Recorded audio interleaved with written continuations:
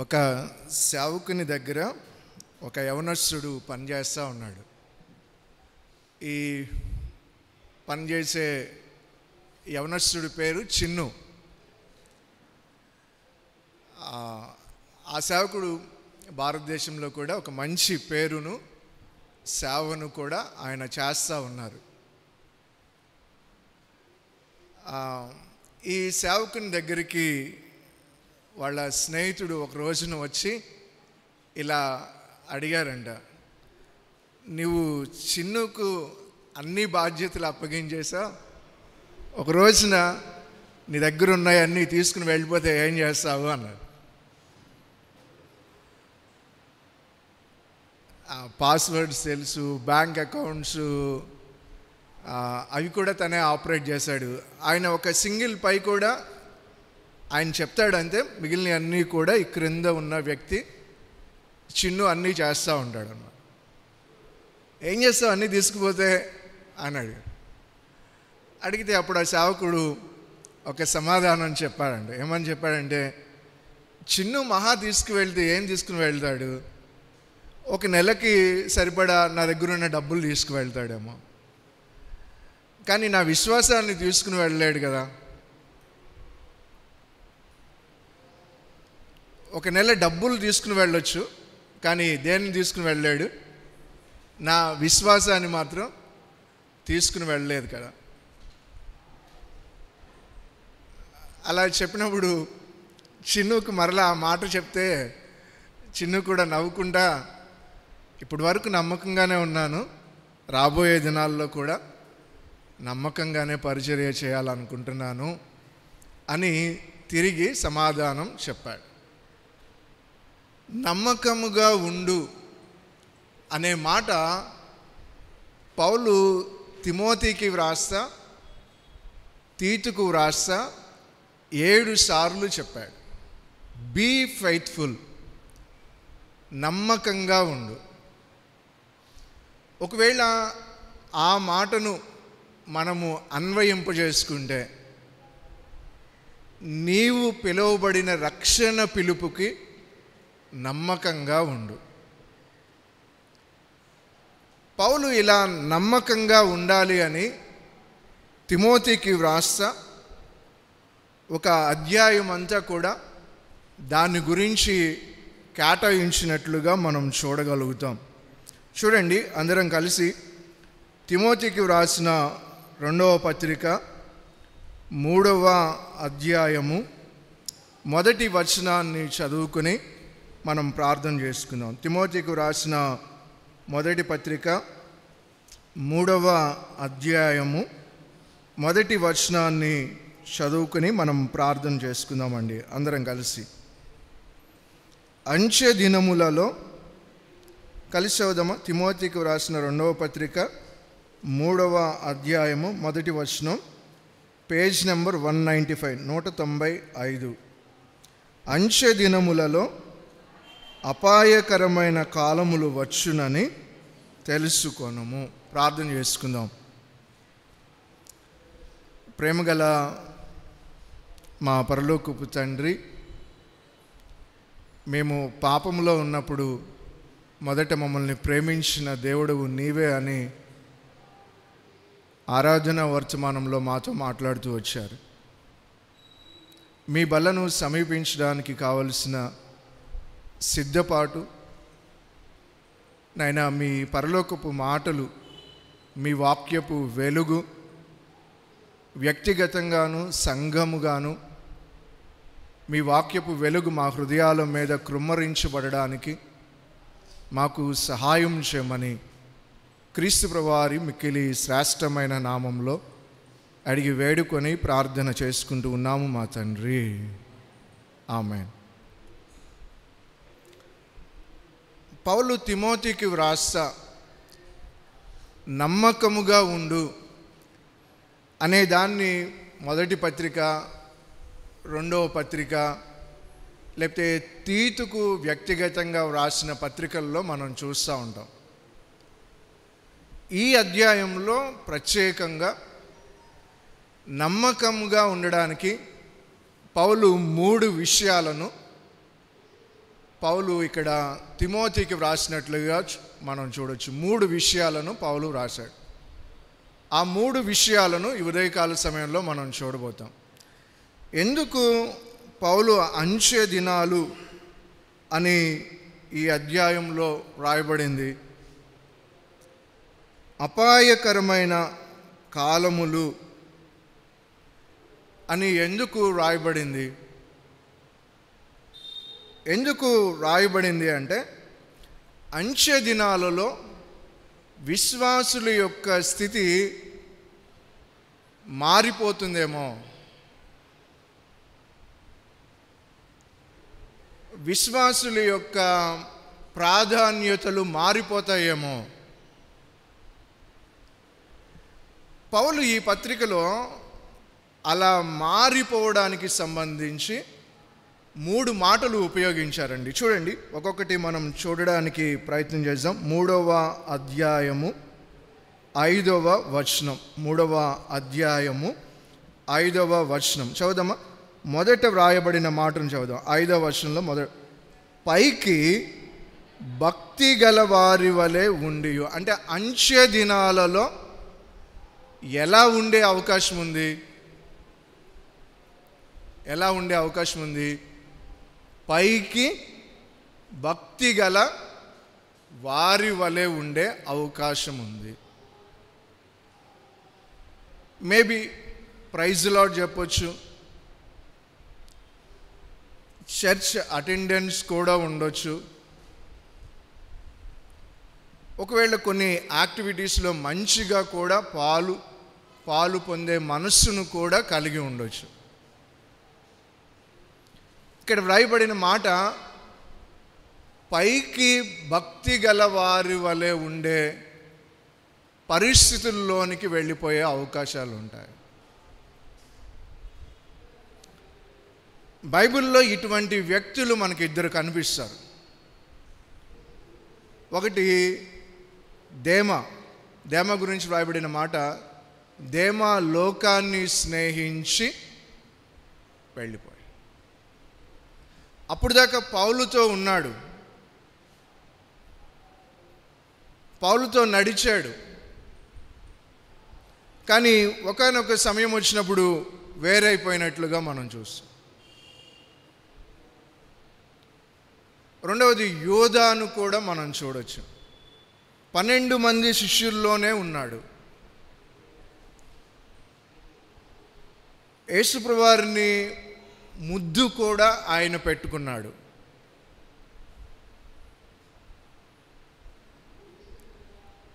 కానీ వారిద్దరి యొక్క జీవితాలలో వాళ్ళ గమ్యం మారిపోయినట్లుగా మనం చూడొచ్చు. పౌలు ఎందుకు అంచె దినాలు, అపాయకరమైన కాలాలు అని ఉపయోగిస్తూ ఉన్నాడు అంటే, పైకి భక్తి గల వారి వలె ఉండే దినాలలో మనం జీవిస్తూ ఉన్నాము.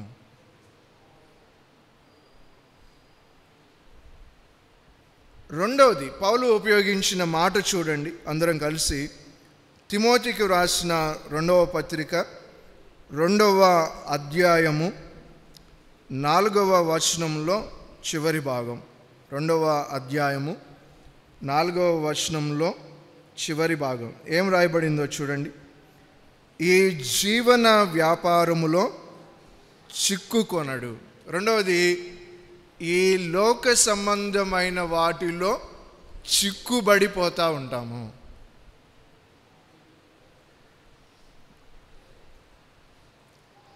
ప్రాధాన్యతలు మారిపోతాయి.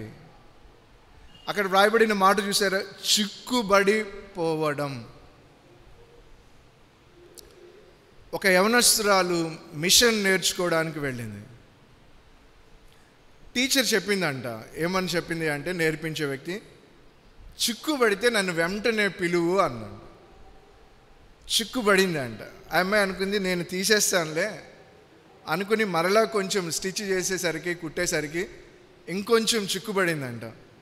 ఇలా అనుకుందంట, అమ్మ మొదటిసారి పిలవలేదు, 2-3 సార్లు చిక్కుబడిపోయింది ఇది, ఇప్పుడు పిలిస్తే ఏమనుకుంటుందో, నేనే విడిపించుకోవాలనేసరికి ఇంకా చిక్కుబడిపోయింది. చివరికి టీచర్ రావాల్సి వచ్చింది. అప్పుడు అంది, అమ్మ, మొదటి చిక్కుబడినప్పుడే నాకు చెప్పమన్నాను కదా. బహుశా ఇక్కడ కూర్చున్న వారిలో ఒక్కొక్కరు ఒక్కొక్క దాంట్లో చిక్కుబడిపోవచ్చు.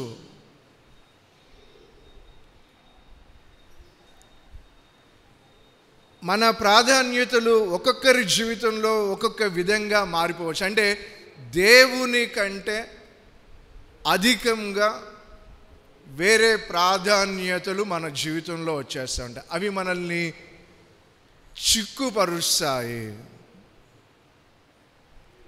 అంత్య దినాలలో పైకి భక్తి గల వారి వలె ఉంటే సరిపోతుంది అనే ఆలోచనలో కూడా ఉండొచ్చు.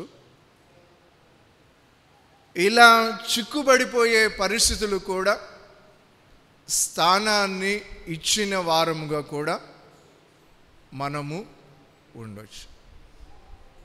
పౌలు తిమోతికి జ్ఞాపకం చేస్తూ ఉన్నాడు. పౌలు తిమోతిని ఏ సంఘానికి పంపించాడు అంటే ఎఫెసు అనే సంఘానికి పంపించాడు. ఒకటి, సంఘంలో పరిస్థితులు కొంచెం కష్టంగానే ఉన్నాయి. రెండవది, తన ఆరోగ్యం కూడా కష్టంగానే ఉంది. అయినా పౌలు అంటున్నాడు, నమ్మకముగా ఉండు. మన పరిస్థితులు కష్టంగా ఉండొచ్చు. పౌలు తిమోతికి చెప్తూ ఉన్న మాట మనకి కూడా వర్తిస్తుందేమో. నమ్మకముగా ఉండు. దేవుడు కార్యం చేసేటంత వరకు నమ్మకముగా ఉండు. అంత్య దినాలలో పైకి భక్తి గల వారి వలె కనిపించే పరిస్థితులు ఉన్నాయి. అంత్య దినాలలో ఈ లోక సంబంధమైన వాటికి ప్రాధాన్యతనిచ్చి చిక్కుబడిపోయే వారముగా ఉండే పరిస్థితులు ఉన్నాయి. మూడవది చూడండి, పౌలు ఏ మాటను ఉపయోగించారో మనం చూస్తే 3వ అధ్యాయము 8వ వచనం. 3వ అధ్యాయము 8వ వచనం చివరి భాగాన్ని మనం చదువుదాం. లేకపోతే 8వ వచనాన్ని మొదటి నుంచి. ఎన్నే ఎంబ్రే అనువారు మోషేను ఎదిరించినట్లు వీరును చెడిన మనస్సు కలిగి విశ్వాస విషయంలో భ్రష్టులై సత్యమును ఎదురింతురు. 3వ మాట నేను సింప్లిఫై చేసినాను. విశ్వాస విషయంలో తప్పిపోవడం, లేకపోతే భ్రష్టులుగా ఉండడం.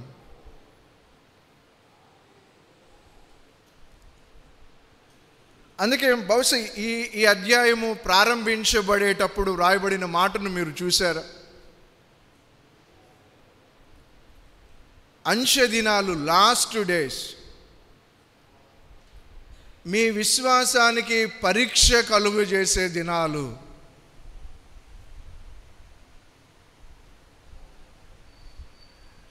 ఈ 3 మాటలు పౌలు ఉపయోగిస్తూ ఉన్నాడు. ఇటువంటి పరిస్థితులు, ఇటువంటి సంఘటనలు, ఇటువంటివి జరుగుతాయి అని పౌలు చెప్తా ఉన్నాడు. బహుశా పౌలు తిమోతిని ఏ సంఘానికైతే పంపించాడో ఆ సంఘంలో కూడా ఇటువంటి పరిస్థితులు ఉన్నాయి.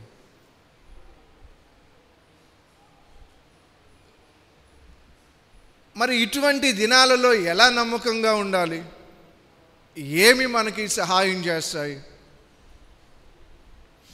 విశ్వాసాన్ని ఎలా కాపాడుకోవాలి? భక్తి కలిగిన వారుగా ఎలా జీవించాలి అనే వాటిని పౌలు ఈ అధ్యాయంలో 3 విషయాలు పౌలు తెలియచెప్తా ఉన్నాడు. చూడండి, ఆ 3 విషయాలను మనం చూడడానికి ప్రయత్నం చేద్దాం. అందరం కలిసి ఈ మాటను చదివి మనం ముందుకు వస్తాం. మరలా అందరం కలిసి 5వ వచనం చివరి భాగం, 3వ అధ్యాయం 5వ వచనం చివరి భాగం చదువుదాం అందరం కలిసి. ఇట్టి వారికి విముఖుడవై ఉండుము. సపరేట్. పౌలు అంత్య దినాలు అపాయకరమైన కాలాలు అని పౌలు చెప్పి వాటిలో నమ్మకంగా ఉండడానికి వీటికి నువ్వు వేరైపో, వీటికి నువ్వు విముఖుడవై ఉండుము అనే మాటను పౌలు అక్కడ ఉపయోగి వేటికి వేరైపోవాలి, వేటికి విముఖత చూపించాలి, వేటి గురించి పౌలు మాట్లాడుతూ ఉన్నాడు. చూడండి 3వ అధ్యాయము 2వ వచనం దగ్గర నుంచి మనము చదువుదా వద్దాం. 3వ అధ్యాయము 2వ వచనం. ఏలగనగా మనుష్యులు స్వార్థప్రియులు, ధనాపేక్షలు, బింకములాడువారు, అహంకారులు, దోషకులు, తల్లిదండ్రులకి అవిధేయులు, కృతజ్ఞత లేనివారు, అపవిత్రులు. ఈ లిస్టులో మొదటి ఏం పెట్టాడు పౌలు? ఏం పెట్టాడు? ఈ లిస్టులో మొదట పౌలు పెట్టింది ఏం? లేకపోతే మనం చదివినప్పుడు మొదట వచ్చేది ఏంటి? మొదట వ్రాయబడిన మాట ఎలాగనగా మనుష్యులు స్వార్థ ప్రియులు, సెల్ఫిష్నెస్, స్వార్థ ప్రియులు అనే మాట. అంటే స్వార్థాన్ని ప్రేమించే వాళ్ళ? ఎస్. అంటే వాళ్ళని సెల్ఫిష్నెస్ లేకపోతే స్వార్థము వాళ్ళని రూల్ చేస్తూ ఉంటుంది. దేవుడు రూల్ చేయవలసిన జీవితాన్ని ఏం రూల్ చేస్తూ ఉంటుంది అంటే సెల్ఫిష్నెస్ రూల్ చేస్తూ ఉంటుంది. ఇది పైకి కనిపించదు. అందుకే పౌలు ఆ మాటను ఉపయోగించి పైకి భక్తి గల వారి వలె ఉండే అవకాశాలు ఉన్నాయి. బహుశా ఇక్కడ చెప్పిన మాటలన్నీ కొన్ని మనం చూస్తాము.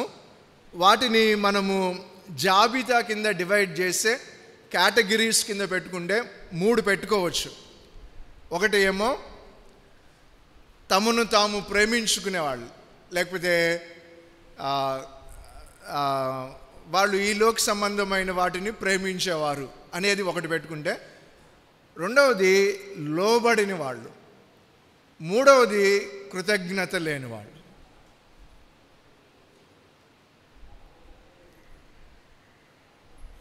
ఈ 3 ఒకసారి ఈ మనం చదవబోయే ఈ మాటలన్నిటిలో కూడా మనము వాటిని చూడగలుగుతాము. స్వార్థ ప్రియులు అనే మాటను మనం ఇక్కడ చూస్తూ ఉన్నాం. ఆ స్వార్థ ప్రియుల్లో ఏమొస్తుందంటే నేను అనే మాట తరచుగా కనిపిస్తూ ఉంటుంది. తర్వాత ధనాపేక్షలు. బైబిల్లో ఒక మాట ఉంది, బహుశా ఇంకెక్కడా లేదేమో అనుకుంటా. నువ్వు సిరికైనా దాసుడివై ఉంటావు, లేకపోతే దేవునికైనా. అంటే దేవుని యొక్క స్థానాన్ని రీప్లేస్ చేసే బలమైనది ఏంటి చెప్పండి? రీప్లేస్ చేసే బలమైనది ఏంటి? ధనం. వేటికి మనం దాసులు, ఏవి మనల్ని నడిపిస్తూ ఉన్నాయి, వేటికి దాసులుగా ఉన్నాము? మేబీ ఈ లిస్ట్కి మనకి ఉపయోగపడడానికి ఏతో స్టార్ట్ అయ్యాయి 3 చెప్తాను. నేను నేర్చుకున్నవే ఏతో స్టార్ట్ అయ్యాయి 3 చెప్తాను. మొదటిది, ఫస్ట్ ఏ, దేవుని పట్ల నీ యాటిట్యూడ్ ఏంటి? ఘనపరచాలనుందా? మహిమపరచాలనుందా?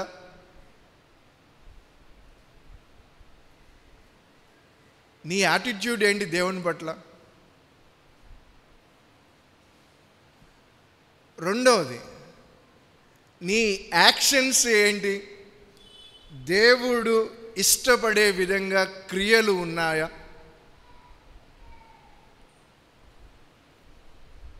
దేవుడు ఇష్టపడే విధంగా క్రియలు ఉన్నాయా? దేవుడు ఇష్టపడే యాటిట్యూడ్ని కలిగి ఉన్నామా? దేవుడు ఇష్టపడే క్రియలను కలిగి ఉన్నామా? దేవుడు ఇష్టపడే అపిటైట్, దాహాన్ని లేకపోతే కోరికను కలిగి ఉన్నామా? ఒకవేళ ఈ 3 లేవు అనుకోండి, ఈ 3 మన జీవితంలో లేకపోతే కనుక బహుశా ఈ 3 కేటగిరీస్లో ఎక్కడో ఒక చోట మనం కూడా ఒకటి చిక్కుబడిన వాళ్ళమైనా అయి ఉండాలి, విశ్వాసంలో బలహీనులమైనా అయి ఉండాలి, లేకపోతే పైకి భక్తి కలిగిన వారముగానైనా అయి ఉండాలి. సమూయేలును దేవుడు దావీదు దగ్గరికి పంపించినప్పుడు చెప్పిన ఒక మాట ఏంటి అంటే, మనుష్యులు పై రూపాన్ని చూస్తారు, కానీ నేను దేన్ని చూస్తున్నాను చెప్పండి, దేన్ని చూస్తూ ఉన్నాను? అంతరంగాన్ని చూస్తాను. ప్రభు వల్లలో నీవు నేను చేయవేయబోయే ముందు దేవుడు మన అంతరంగాన్ని చూస్తూ ఉన్నాడు. నా అంతరంగంలో ప్రభువు పట్ల నేను ఎటువంటి యాటిట్యూడ్ని, ఎటువంటి యాక్షన్స్ని, ఎటువంటి అపిటైట్ని నేను కలిగి ఉన్నాను. పౌలు ఇక్కడ 3 జాబితాలు రాస్తా, వాటిలో వీటిని డివైడ్ చేస్తూ ఉన్నాడు. తర్వాత బింకములాడువారు, అబద్ధం చెప్పడం. చాలా సాడ్ థింగ్ ఏంటి అంటే, బాధ్యతల్లో ఉన్న వాళ్ళు కూడా అబద్ధాలు చెప్పేస్తారు.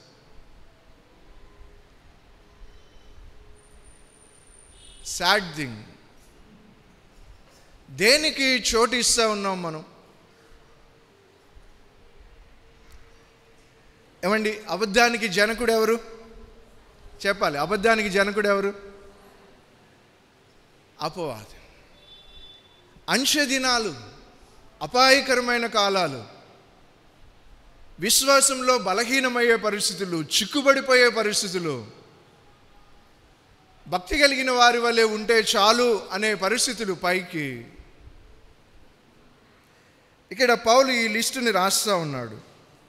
తర్వాత ఇంకా వ్రాయబడిన మాట అహంకారులు. అహంకారులు, దీని గురించి నేను వివరించక్కర్లేదు అనుకుంటున్నాను. తర్వాత దూషకులు, గాయపరిచే విధంగా మాట్లాడడం. తర్వాత వ్రాయబడిన మాట చూడండి, తల్లిదండ్రులకు అవిధేయులు. అంచె దినాలలో పిల్లలు తల్లిదండ్రులకి ఎలా ఉండే పరిస్థితులు ఉంటాయంట చెప్పండి? ఎలా ఉండే పరిస్థితులు ఉంటాయంట? ఇక్కడ ఎవరైతే యంగ్ పీపుల్ ఉన్నారో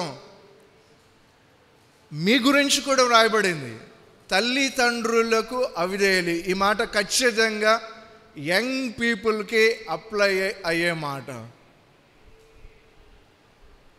ఒకవేళ తల్లిదండ్రులకు ఇవ్వాల్సిన గౌరవం, తల్లిదండ్రులకి లోబడవలసిన స్థాయిని మరిచిపోతే ఇక్కడ ఈ లిస్టులో జ్ఞాపకం చేయబడతాం.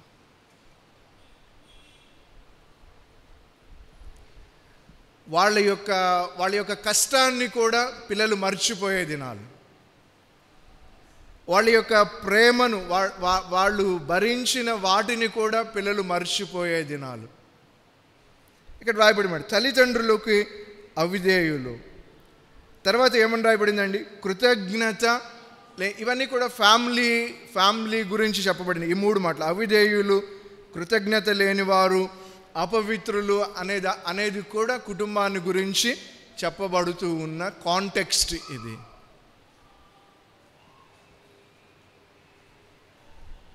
మూడవ వచనం ప్రారంభంలో ఒక మాట ఉంది, చూడండి ఏమని రాయబడిందో, అనురాగ రహితులు. బహుశా అనురాగ రహితులు అంటే నేను అనుకుంటా ఉన్నాను, భర్త ఏం చేయాలో భార్యకు దానిని జరిగించకపోవడం, భార్య ఏమి చేయాలో భర్తకు దాన్ని, తల్లిదండ్రులైన వారు పిల్లలకు ఏం చేయాలో దానిని, ఆ ప్రేమను అందించకపోవడం. రాయబడిన మాట అదేనా? అనురాగ. వాళ్ళలో ఏం రహితమైందంట? ఏం లేదంట. ఈ ఉదయకాల సమయంలో ఒకవేళ ఏదైనా తక్కువగా, దేవుడు నిన్ను పెట్టిన స్థానంలో ఏదైనా తక్కువగా కనిపిస్తూ ఉంటే దానిని మనము సరిచేసుకొనవలసిన వారమై ఉన్నాం. అనురాగ రహితులు. తర్వాత మనం చూస్తే అతి ద్వేషులు. దయ లేకపోవడం, అతి ద్వేషులు. అక్కడ ఆ మాటను మీరు గమనిస్తూ ఉన్నారా?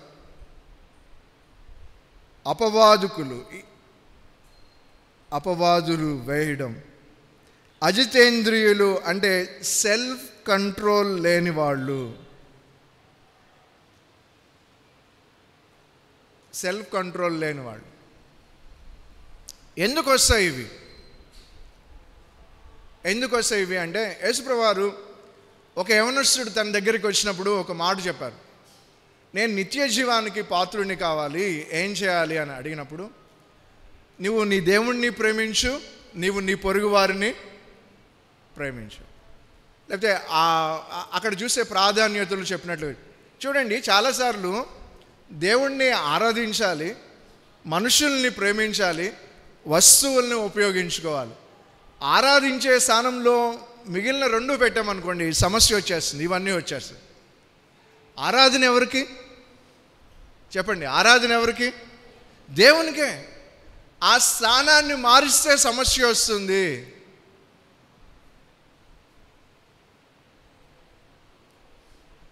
వస్తువులను ప్రేమించి మనుషులను ఉపయోగించుకుంటే సమస్య వస్తుంది.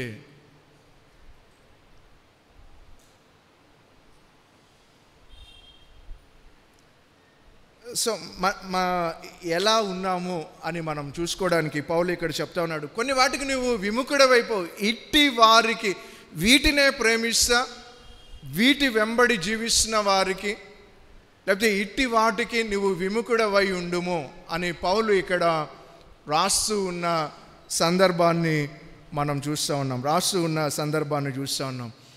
చివరి వరకు నమ్మకంగా ఉండాలి అంటే పౌలు తిమోతికి చెప్పిన విధంగా బీ ఫెయిత్ఫుల్ అనే దాంట్లో మనం నమ్మకంగా ఉండాలి అంటే వేరైపోవాలి.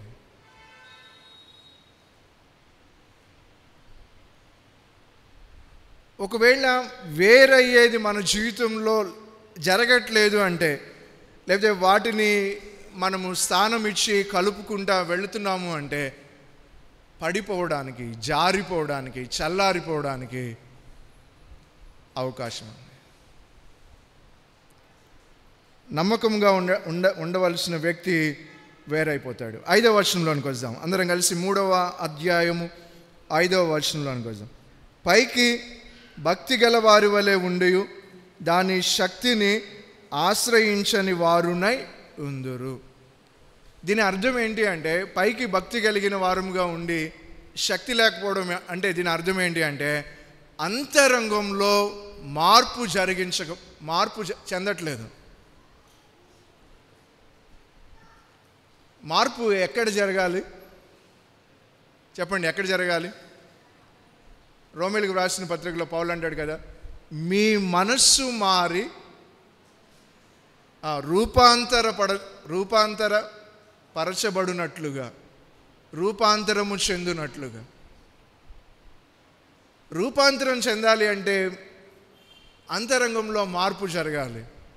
మేబీ చాలా రోజుల నుంచి నువ్వు మందిరానికి వచ్చినవేమో, అంతరంగంలో మార్పు జరుగుతూ ఉందా?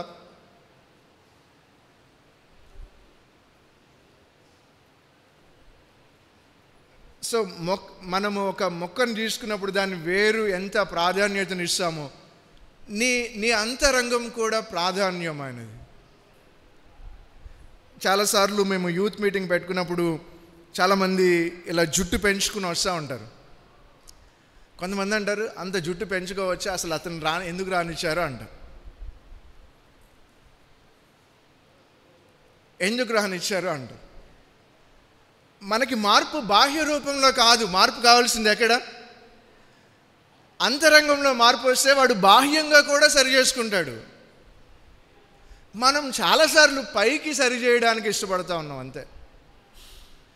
పైకి సరి చేయబడేది ఎప్పటికీ నిలవదు.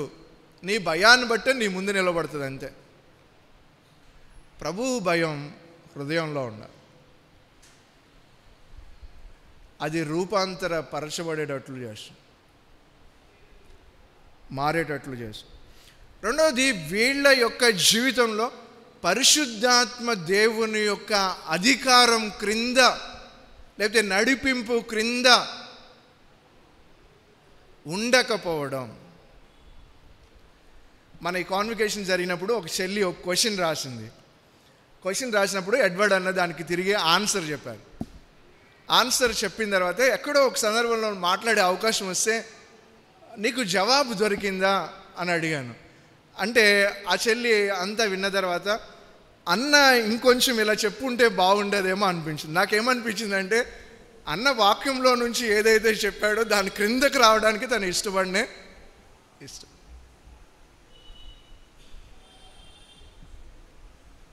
చాలాసార్లు వాక్యం ద్వారా పరిశుద్ధాత్మ దేవుడు మనల్ని ఒప్పింపజేస్తున్నప్పుడు దాని క్రిందకి రాము. మనం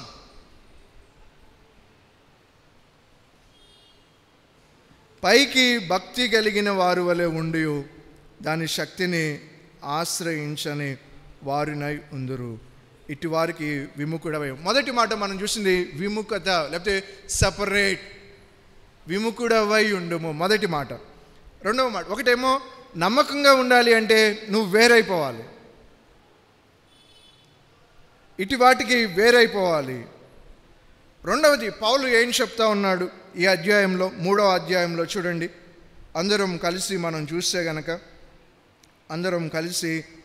చూస్తే 11వ వచనంలో చివరి భాగంలో ఒక మాట ఉంది, నేను చదువుతున్నాను చూడండి. 11వ వచనం, 3వ అధ్యాయం 11వ వచనంలో కొంచెం ముందుకు వస్తే ఈ మాట వ్రాయబడి ఉంది. ఏమని రాయబడి ఉంది అంటే,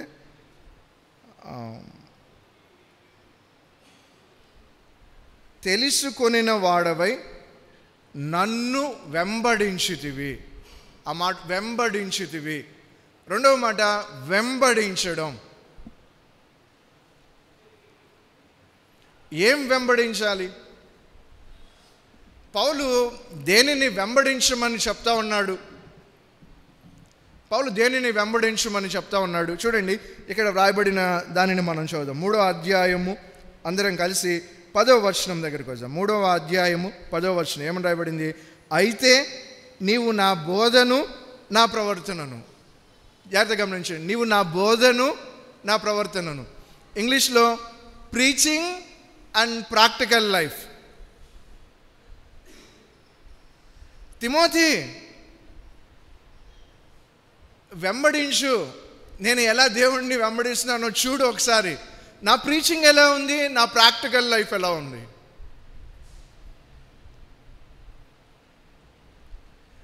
మేబీ విశ్వాసులుగా మన జీవితాల్లో కూడా మన ప్రీచింగ్, లేకపోతే మన యొక్క టాక్ అండ్ మన యొక్క ప్రాక్టికల్ లైఫ్, ఈ రెండు మ్యాచ్ అవ్వాలి. అంచె దినాల్లో వేరుగా ఉంటున్నాయి.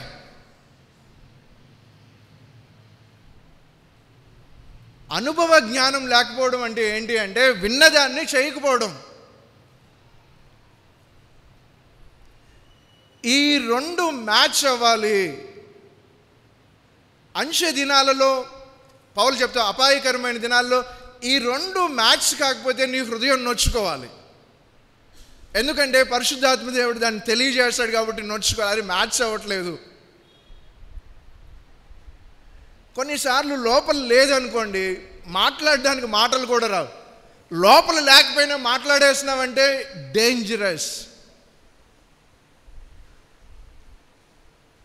పౌలు అంటూ ఉన్నాడు, ఏమంటాడు? నా బోధను, తర్వాత నా ప్రవర్తనను.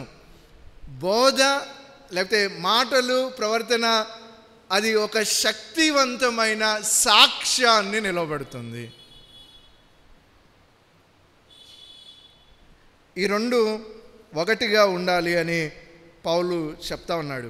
ఒక యంగ్ కపుల్ యుఎస్ వెళ్ళారండి. సో ఇద్దరి వైపు పేరెంట్స్ వెల్ సెటిల్డ్ ఫ్యామిలీస్ అనమాట. అమ్మాయి ఎంఎస్సీ చేయడానికి వెళ్తే పెళ్ళయింది కదా అని తనను కూడా పంపించారు. ఇద్దరు అక్కడే ఉంటాం. ఒక రోజున వాళ్ళకి షార్టేజ్ వచ్చేసింది అమౌంట్. వీళ్ళిద్దరూ ఒకటి అనుకున్నారు. ఏమనుకున్నారంటే ఎవరిని అడగకూడదు, ఇటువైపున అడగకూడదు, ఇటువైపున అడగకూడదు అనుకో. సో వాళ్ళ దగ్గర చివరికి $30 వచ్చేసారు వాళ్ళు. యావరేజ్గా ఒక వ్యక్తి ఆ దేశంలో ఉండాలంటే $1200 కావాలి. $30కి వాళ్ళ యొక్క నిల్వ అమౌంట్ వచ్చేసింది. ఈలోపు ఒక ఫ్రెండ్ ఫోన్ చేసి మీ ఇంటికి వస్తున్నాను అన్నాడండి. ఏమనాలి? మరి వచ్చిన తర్వాత ఏదైనా తీసుకురావాలి కదా, బయట నుంచి ఏదైనా కొనుక్కురావాలి కదా. చికెన్ తెచ్చారండి. దానికి ఒక $12 ఎంత అయిపోయినాయి. ఇంకెంత ఉంటాయి వాళ్ళ దగ్గర? ఎంత ఉంటాయి? 30లో నుంచి 12 తీస్తే ఎంతో కొంత మీరు లెక్క పెట్టండి. ఓకే. సో తర్వాత చర్చ్కి వెళ్ళారంట సండే. వచ్చిన అబ్బాయి అన్నాడంటే, నా పర్స్ ఇంట్లో మర్చిపోయాను, నీ దగ్గర ఏమైనా ఉంటే ఇవ్వు అన్నాడు. మళ్ళీ వాటిలో నుంచి తీసి ఇచ్చారు. చివరికి వచ్చి వాళ్ళ దగ్గర చూస్తే $4, $5, $6 వచ్చేసారు. వచ్చేస్తే బిల్స్ పే చేయాలి, మంత్ ఎండింగ్. ఆ రోజు సాయంత్రం వాళ్ళు చర్చికి వెళ్ళేటప్పుడు ఒకళ్ళు థ్యాంక్స్ గివింగ్ మీటింగ్ ఉంటే పిలిచారంట. వీళ్ళు కూడా వెళ్ళారంట. రిటర్న్ అయ్యి వచ్చేస్తూ ఉన్నారంట. రిటర్న్ అయ్యి వచ్చేస్తూ ఉంటే ఆ చర్చికి సంబంధించిన ఒక లీడర్ పిలిచి వీళ్ళని ఎప్పటి నుంచో చూస్తూ ఉన్నాడు. ఆయన చూసి ఒక కవర్ వాళ్ళ చేతిలో పెట్టారంట. ఇంటికి వచ్చిన తర్వాత ఆ కవర్ ఏంటని చూస్తే మొత్తం అంతా కవర్ చేసి దాంట్లో $1,200 ఉన్నాయంట. 1200 ఆ మంత్ నీడ్స్ సరిపోయే విధంగా. ఇక్కడ మనం చూస్తూ ఉన్నాం. పౌలు అంటున్నాడు చూడండి, ఆ మాటను తర్వాత చెప్తా ఉన్నాడు పౌలు. ఏమని చెప్తాను? నీవు నా బోధను చూసావు, నా ప్రవర్తనను చూసావు, నా ఉద్దేశాన్ని చూసావు, నా విశ్వాసమును కూడా నువ్వు చూసి. పౌలు ఇక్కడ చెప్తా ఉన్న వాటిలో చూడండి ఏమి వ్రాయబడ్డాయో. నా దీర్ఘశాంతమును, నా ప్రేమను, నా ఓర్పును. పౌలు తిమోతితో చెప్తున్నాడు, నాలో ఓర్పును చూసావా, నాలో విశ్వాసాన్ని చూసావా, నాలో ప్రేమను చూసావా? అంచె దినాలలో ఇవి తక్కువైపోతూ ఉంటాయి. ప్రేమ, ఓర్పు, దీర్ఘశాంతము తక్కువైపోతాయి.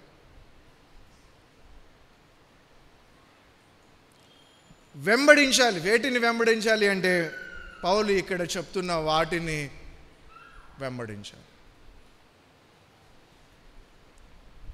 సో వెంబడించడం ఎలా అయిపోవాలి అంటే మన ప్రీచింగు, మన ప్రాక్టికల్ లైఫ్ మ్యాచ్ అయ్యే విధంగా సరిపోతూ ఉంటే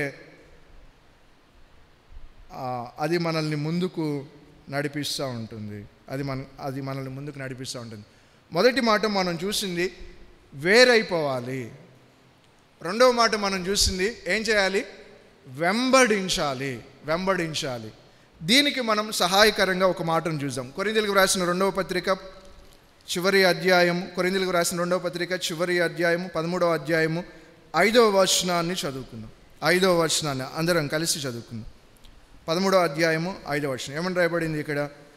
మీరు విశ్వాసము గలవారై ఉన్నారో లేదో మిమ్మును మీరే శోధించుకుని చూచుకొనుడి, మిమ్మును మీరే పరీక్షించుకునుడి, మీరు భ్రష్టులు కాని ఎడల. ఏమండి, పౌలు విశ్వాసులకే రాస్తున్నాడు ఆయన. పరీక్ష చేసుకోమంటున్నాడా వ్యక్తిగతంగా? పరీక్ష చేసుకోమంటున్నాడు వ్యక్తిగతంగా. ఒకవేళ పరీక్షలో ఫెయిల్యూర్ అయితే పౌలు ఇచ్చిన మాట ఏంటి? అక్కడ పౌలు ఉపయోగించిన మాట ఏంటి? ఆ మాటను చూడండి. పౌలు మిమ్మును మీరే శోధించి చూచుకొనుడి, మీరు భ్రష్టులు కాని ఎడల. తర్వాత ఇంకొక అద్భుతమైన మాట కూడా పౌలు అక్కడ రాశాడు. యేసుక్రీస్తు మీలో నున్నాడని మిమ్మును గూర్చి మీరే ఎరుగురా.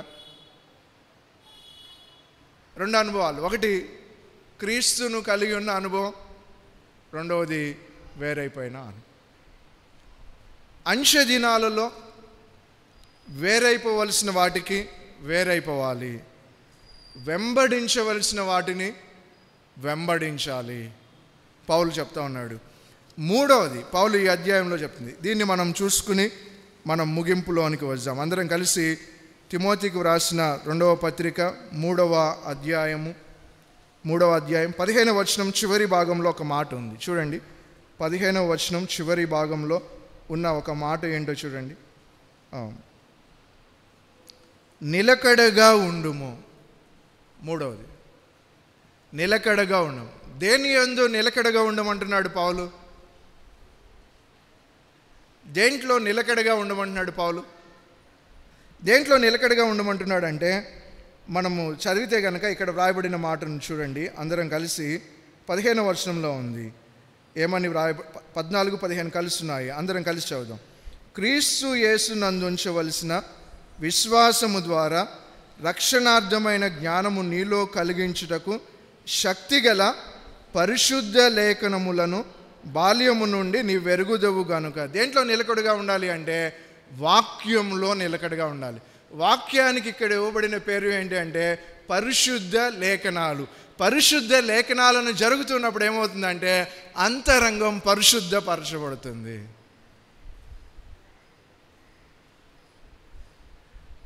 పరిశుద్ధ లేఖనాలు అక్కడ వ్రాయబడిన మాట. మనం దాన్ని చదివే కొద్దీ, ఆ వాక్యాన్ని చదివే కొద్దీ, ఈ 7 దినాలలో 7 దినాలు వాక్యాన్ని చదువుకున్న వారుగా ఉన్నారా?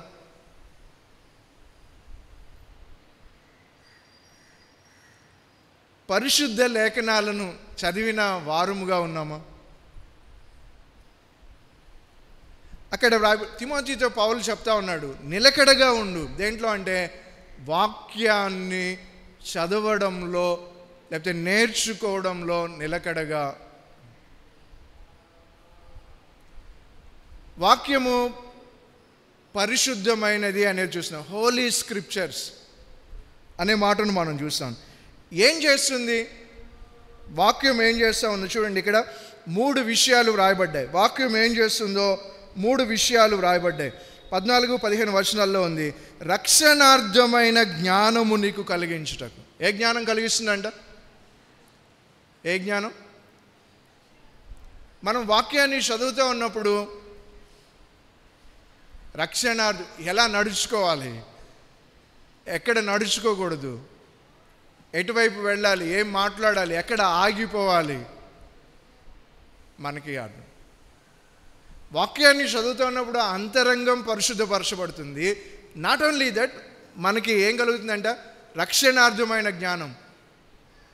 మనం కొనసాగడానికి కూడా అది ఉపయోగపడుతుంది, ఎంతో ఉపయోగపడుతుంది. ఈ జ్ఞానం దొరికేది ఒకచోటే, నువ్వు వాక్యాన్ని చదవడం ద్వారానే. పరిశుద్ధత నీ అంతరంగంలో కలుగు చేసేది వాక్యమే. దాని దగ్గరికి వెళ్ళవలసిందే, దానిని చదవవలసిందే. పౌలు ఇంకా ఏం చెప్తున్నాడో చూడండి. ఇది పరిశుద్ధమైనది లేఖనాలు అని చెప్తా ఉన్నాడు. రక్షణార్థమైన జ్ఞానాన్ని పుట్టిస్తుంది అని చెప్తా ఉన్నాడు. మూడవది పౌలు ఏం చెప్తున్నాడో చూడండి. అందరం కలిసి 16-17 వచనాలు. 16-17 వచనాలు. పౌలు మూడవ మాట ఏం చెప్తున్నాడు? దైవజనుడు సన్నద్ధుడై ప్రతి సత్కార్యమునకు పూర్ణముగా సిద్ధపడి ఉండునట్లు.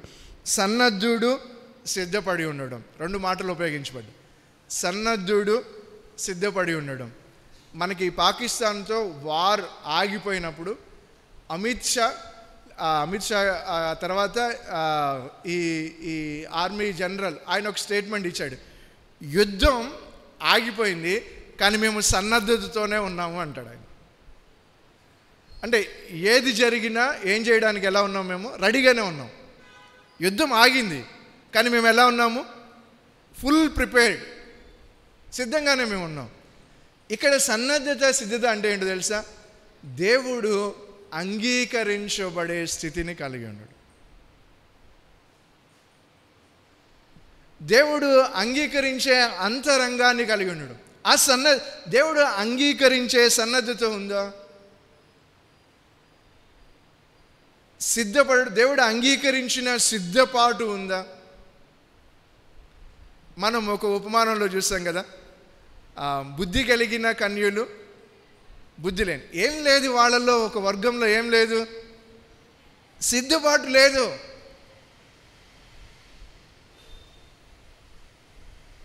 మెలకువ లేదు.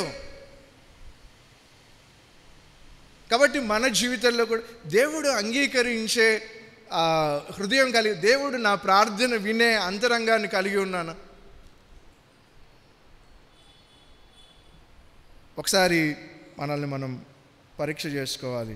అందుకే యెషయా ఒక మాట అంటాడు, మనందరికి తెలిసిన మాట, యెషయా ఉపయోగించిన మాట, విననేరకు ఉండినట్లు ఆయన చెవులు, రక్షింపనేరకు ఉండినట్లు ఆయన హస్తము.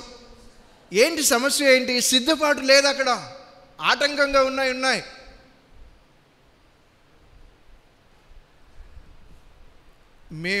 నేను మొన్న షుగర్ టెస్ట్కి వెళ్తే ఒక 20 పాయింట్స్ ఎక్కువ చూపించింది. లోపల ఎక్కడో 20 పాయింట్సే చూపించింది, కానీ అరే 20 పాయింట్స్ పెరిగిపోయి ఎలా తగ్గించాలి 20 పాయింట్స్ని. అసలు డయాబెటీస్ రివర్స్ అవుతుందా? ఏం ఫుడ్ తీసుకోవాలి? ఏది హెల్త్ విషయంలోనే పౌలు తిమోతికి ఏం రాసినాడు తెలుసా? సన్నద్ధత కలిగి ఉండండి, సిద్ధపాటు కలిగి ఉండండి అంచె దినాలలో. ఒకవేళ వీటికి ఎక్కడైనా వేరుగా ఉంటే వాక్యం ఏం చేస్తుంది అంటే ఈ సన్నద్ధతను తీసుకొస్తుంది.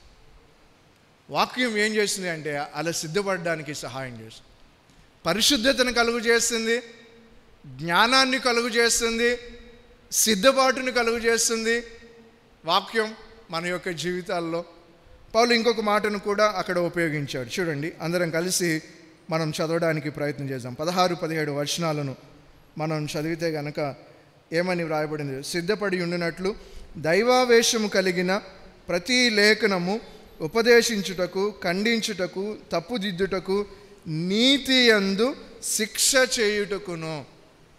నీతిలో ఎదగడానికి కూడా ఏం చేస్తుంది అంటే వాక్యం సహాయం చేస్తుంది. మేము యవనస్తుల మధ్య పరిచర్య చేసేటప్పుడు నేను ఎక్కువగా కోరుకునేది ఏంటంటే, ఒక యవనస్తుడు యూత్ మీటింగ్ వచ్చినా, ఒక యవనస్తుడు క్యాంప్కి వచ్చినా, అతడు వెళ్ళేటప్పుడు అతని జీవితంలో ప్రతిరోజు వాక్యం చదువుకోవడం నేర్పించగలిగితే చాలేమో అనిపిస్తుంది. ఎందుకంటే అది జ్ఞానాన్ని పుట్టిస్తుంది, ఎందుకంటే అది పరిశుద్ధతను కలుగు చేస్తుంది, ఎందుకంటే అది సిద్ధపాటుని ఇస్తుంది, ఎందుకంటే అది నీతి కలిగిన మార్గాల్లో నడవడానికి సహాయం చేస్తుంది. వీటిలో మనము నిలకడగా ఉన్నామా?